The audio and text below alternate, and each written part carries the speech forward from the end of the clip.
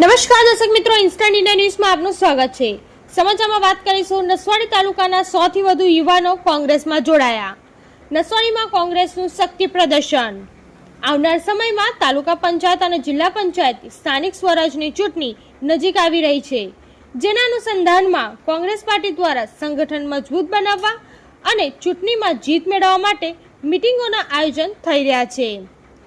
નસવાડી ગ્રામ પંચાયત હોલમાં કોંગ્રેસ પાર્ટી દ્વારા સભા ભરવામાં આવી। આ પ્રસંગમાં નસવાડી તાલુકાના 100 થી વધુ યુવાનો કોંગ્રેસ પાર્ટીનો ખેસ પહેરીને જોડાયા, જેમાં આદિવાસી યુવા આગેવાન ટીનાભાઈ ભીલ, ચામેટાના જીતેન્દ્રભાઈ ભીલ, બરવાડાના યોગેશભાઈ રાઠવા પોતાની યુવા ટીમ સાથે કોંગ્રેસમાં જોડાયા।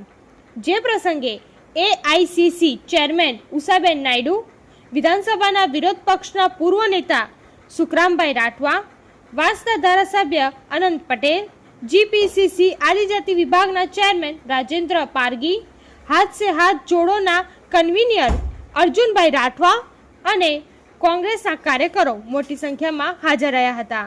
નસવાડીથી ચિરાગ ગુપ્તાનો રિપોર્ટ। ધન્યવાદ।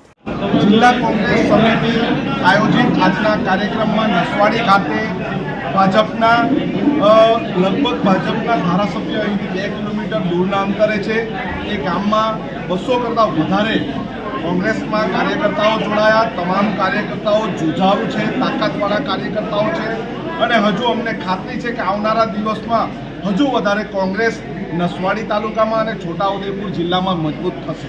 આ તૈયારી જિલ્લા પંચાયત તાલુકા પંચાયત આ તૈયારી હંમેશના માટે કોંગ્રેસની હોય છે અને હવે પછી આવનારું ઇલેક્શન જિલ્લાને તાલુકાનું છે, એટલે જિલ્લાને તાલુકા માટેની પણ આ તૈયારી હોઈ શકે છે। અને અમે નવા કાર્યકર્તાઓને એટલા માટે જોડી રહ્યા છીએ કે નવા કાર્યકર્તા નવું લોહી સાથે બમણા જોડથી અહીંના જિલ્લા કોંગ્રેસ સમિતિના પ્રમુખને તાકાત આપશે અને પ્રેરક બળ ઉપસ્થિત કરશે।